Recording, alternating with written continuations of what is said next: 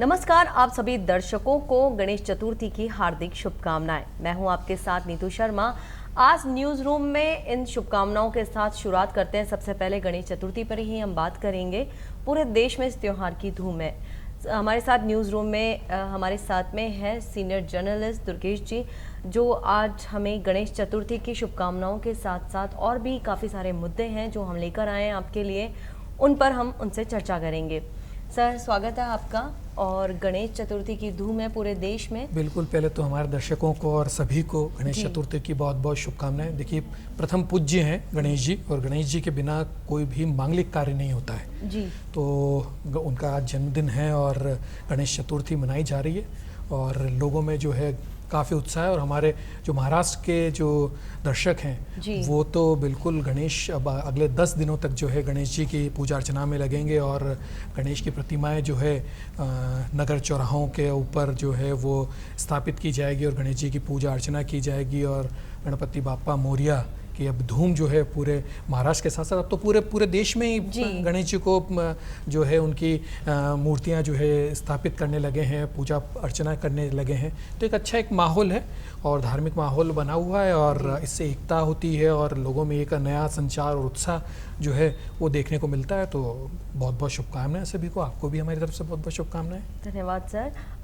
अब जहां गणेश चतुर्थी, आज इस त्योहार की धूम में पूरा देश मग्न है, ऐसे में त्योहारों की सर शुरुआत हो चुकी है। लेकिन अभी भी जहां हम बात करें त्योहारों की, तो त्योहारों की खुशी के साथ साथ जो ट्रंप का जो टैरिफ वॉर चल रहा है आज से जो लागू हो गया है, जिसमें कई दरें बढ़ने वाली हैं, इनको लेकर जो जनता है वो भी काफ़ी प्रभावित होगी। तो क्या लगता है सर, आज जो दरें बढ़ी हैं इस कड़ी में जो ट्रंप के लगातार बयान आए जा रहे हैं, वो भारत को दबाने की कोशिश कर रहा है, तो क्या लगता है कि वो कितना कामयाब होंगे अपनी इस रणनीति में?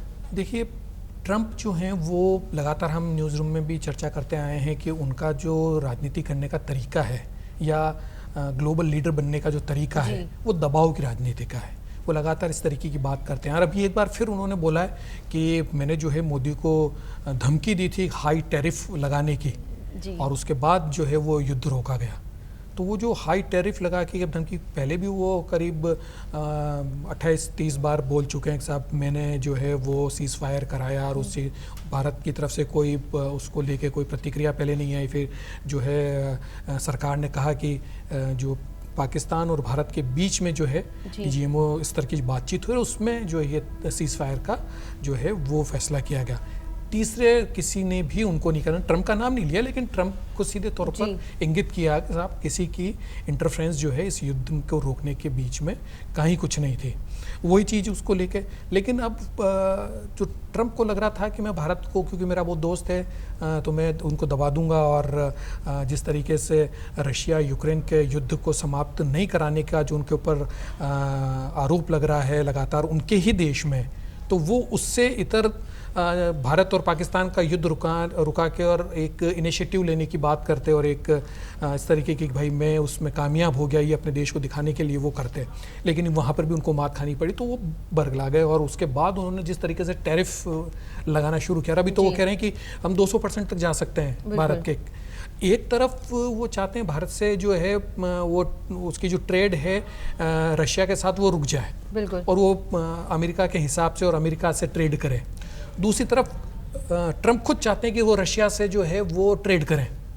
अब वो क्योंकि देखिए रशिया जो है उसके पास न्यूक्लियर जो है अवयव बहुत हैं, तो वो चाह रहे हैं कि न्यूक्लियर एनर्जी से रिलेटेड जो चीज़ें हैं, चाहे उसमें शिप्स हों या और असले बारूद हों और उसके अलावा जो उससे बनने वाली चीज़ें हैं उनको जो है वो वहाँ से ट्रेड करें वो अमेरिका। तो एक तरफ तो आप भारत को रशिया से ट्रेड करने के लिए मना करते हो और दूसरी तरफ आप उनके लिए रास्ते खोल रहे हो और वो चाह रहे हैं कि अब पुतिन से बैठ के बात करें और टैरिफ जो उनके खिलाफ लगाया गया उसको भी कम करें और उनके साथ जो है न्यूक्लियर एनर्जी के जो शिप्स हैं वो खरीदे जाएं, उसके ऊपर ट्रेड की जाए। तो इस तरीके की बात है। तो बड़ी मतलब कहना चाहिए कि अजीबोगरीब सी उनकी राजनीति है। वो करना क्या चाहते हैं, मुझे लगता है कि अब वो चारों तरफ से अपने देश में भी गिर गए हैं, अपनी पार्टी में भी गिर गए हैं और जिस तरीके से उन्होंने सोचा था कि मेरा जो सेकंड टर्म है बहुत अच्छा होगा और मुझे नोबेल का शांति पुरस्कार भी मिल जाएगा, वो सब चीज़ें जो है वो इधर उधर होती हुई नजर आ रही। तो वो समझ नहीं पा रहे कि मुझे करना क्या है, शायद यही कारण है। लेकिन उसके ना करने, उनकी असमझी जो ये कदम उठा रहे हैं, जी। उससे भारत के ऊपर तो इम्पैक्ट आ रहा है। देखिए हमारा जो आज शेयर बाजार भी है वो बड़ा गिरा है, बिल्कुल। और लोगों में भी जो हमारे व्यापारी हैं उनमें भी थोड़ा सा डर का भाव है। फार्मा जो एरिया है उसके जो शेयर्स हैं वो डाउन हुए हैं, तो थोड़ा सा डर का जो एक माहौल है। लेकिन हाँ, हम कभी दबे नहीं हैं। हमने पहले भी देखा, जब पोखरण में जब पहला हमारा परमाणु परीक्षण हुआ उसके बाद भी हम नहीं रुके, उसके बाद लगातार हम करते रहे। हम कभी भी, हमारे पे बहुत सारी पाबंदियां लगाई गई देशों के द्वारा, अमेरिका के द्वारा, लेकिन सब धीरे धीरे धीरे सब सेटल्ड हो गई। तो ये पाबंदियां भी धीरे धीरे सब सेटल्ड हो जाएगी, क्योंकि 140 करोड़ का देश है, इतना बड़ा जो है, हम कहेंगे कि इतना बड़ा बाजार है विश्व के लिए, तो इसको नज़रअंदाज कर देना इतना आसान नहीं होगा। हाँ, शुरुआती दौर में दबाव की राजनीति हो सकती है। शुरुआती दौर में हमको भी उसके जो है पक्ष विपक्ष के जो स्थितियां हैं वो हमको झेलनी पड़ सकती है, उसके प्लस माइनस भी हमको देखने पड़ सकते हैं। लेकिन धीरे धीरे चीज़ें सब सेटल डाउन होगी, क्योंकि हम इतना बड़ा बाजार है, कोई भी बहुत देर तक हमको दबाव में नहीं रख सकता। ये बात बिल्कुल क्लियर है। ट्रम्प सरकार ने जो टैरिफ लगाया है उसका असर जो है वो शुरुआती असर देखने को मिला है, लेकिन उम्मीद करते हैं कि आगे आने वाले टाइम में जो ट्रम्प अपना टैरिफ को एक वेपन बना के से जो इस्तेमाल कर रहे हैं वो किसी हद तक नाकाम साबित होगा, क्योंकि इसका असर इसके अंदर एक चीज जो कल की अगर हम डेवलपमेंट देखें नीतू जी, तो उसके अंदर एक सबसे बड़ा डेवलपमेंट और आया। जर्मनी का एक अखबार है FAZ करके जी, उसने कल एक खबर छापी और उसने कहा कि ट्रंप ने 4 बार मोदी से बात करने की कोशिश करी, लेकिन मोदी ने उनका फ़ोन नहीं उठाया जी। अब वो टाइम तो उन्होंने नहीं बताया कि कब कब बात हुई, क्या हुई, लेकिन उसने ये बात करी। तो ये कहीं न कहीं जो मोदी और ट्रंप की जो दोस्ती के जो कशीदे घड़े जाते थे उसके ऊपर एक बहुत बड़ा प्रश्न चिन्ह हो गया। और जिस तरीके से ट्रंप चाहते थे कि मोदी से मेरी बहुत अच्छी है और मैं उनको अपने कंट्रोल में लेते हुए, अपने औरा में लेते हुए मैं चाहूँगा जैसा भारत को करवा लूँगा, वो वहाँ विफल हो गए। तो अब ये चीज़ें धीरे धीरे सामने आ रही है। तो ये सीधे तौर पर कहीं न कहीं हमारे देश के नेतृत्व को, मोदी सरकार को एक स्ट्रेंथन देती है कि हम किसी के आगे झुकने वाले नहीं हैं। तो ये सारी चीज़ें जो है बड़ी इम्पॉर्टेंट है, और अगर इस तरीके से डेवलपमेंट होता है तो ठीक है, थोड़े टाइम हमको नुकसान झेलना पड़ सकता है, लेकिन हम अगर दबेंगे नहीं तो हम ग्लोबल लीडर की तरह सामने आएंगे। सर, कहीं ना कहीं ये लगता है कि ट्रंप का जो टैरिफ है ये ट्रंप सरकार के लिए ही चुनौती नहीं बन जाए। खैर, हम अब आगे बढ़ते हैं अपने अगले मुद्दे पर, जहां एक तरफ चुनाव आयोग जो है सवालिया घेरे में है, पक्ष और विपक्ष की राजनीति इस पर चल रही है। ऐसे में जो मेड इन इंडिया ईवी की एक बात चली है कि जो ईवी है अब वो मेड इन इंडिया फॉर्मेट में आएगी, तो ये क्या नया मुद्दा है सर? ईवी अभी सबसे बड़ा इम्पोर्टेंट मसला है। देखिए, एनर्जी जो है वो बहुत इम्पोर्टेंट है। किसी भी चीज़ को, किसी भी बिजनेस को या किसी भी बाजार को चलाने के लिए एनर्जी बहुत ज़रूरी होती है। अब तक जो एनर्जी का मामला था वो था तेल, जिसकी लड़ाई हमेशा रही है, और उसी वजह से जो है अभी भी जो टैरिफ का जो सारा चक्कर है वो सब इस तेल की राजनीति को लेकर ही है। अब धीरे धीरे जो वर्ल्ड है वो जो है शिफ्ट कर रहा है सोलर एनर्जी पर, अक्षय ऊर्जा पर, उसके साथ साथ ईवी पर। जितना भी आप देखेंगे कि वाहन हैं उनको ईवी पर शिफ्ट किया जा रहा है। चाइना इसमें बहुत लंबे दौड़ कर चुका है।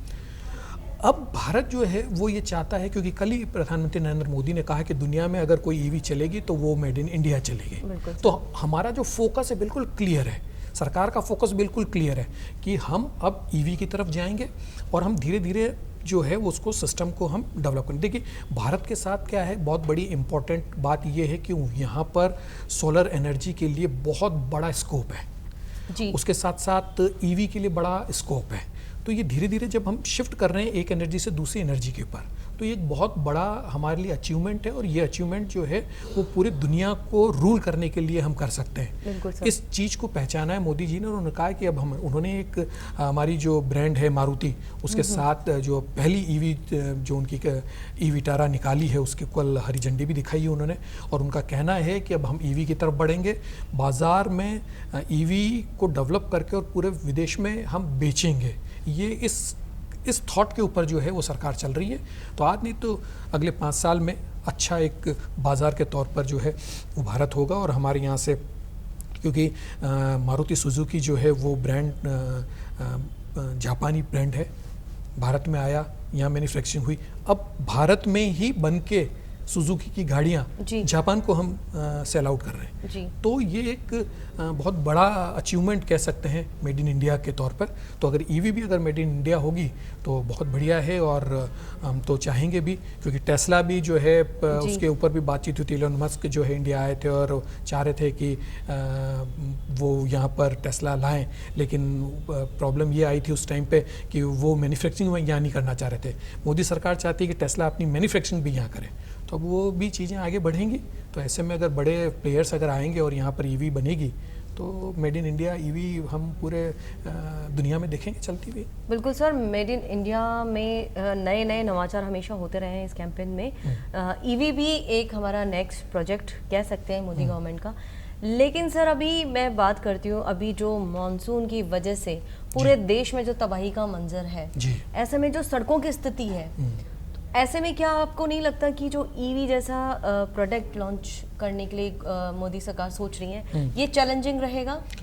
देखिए, जो आपदाएं आ रही हैं या मौसम जनित जो आपदाएं हैं, उनको ईवी से जोड़ के देखना मुझे लगता है थोड़ा सा अलग हो जाएगा। लेकिन जहाँ तक आपदाओं को आपने बात करी और तबाही की बात करी, देखिए लगातार जो सिस्टम है हमारा, मौसम का जो पूरा सिस्टम है वो बदलने लगा है। एक वक्त था जब हमने लगातार न्यूज़ रूम में भी हम चर्चा करते रहे कि जो पश्चिमी राजस्थान था वहाँ बारिश ही नहीं हुआ करती थी, सालों सालों नहीं होती थी। लेकिन अब स्थिति ये है कि वहाँ पर इतना पानी बरस रहा है कि बाढ़ की स्थितियाँ पैदा हो रही है। तो मौसम तंत्र जो है वो धीरे धीरे शिफ्ट कर रहा है।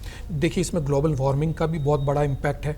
लगातार हमारे ग्लेशियर जो हैं वो पिघल रहे हैं, उसके साथ साथ मौसम तंत्र हमारा चेंज हो रहा है। जहाँ बारिश नहीं होती थी वहाँ बारिश हो रही है, और जहाँ बारिश होती थी वहाँ सूखा बढ़ रहा है।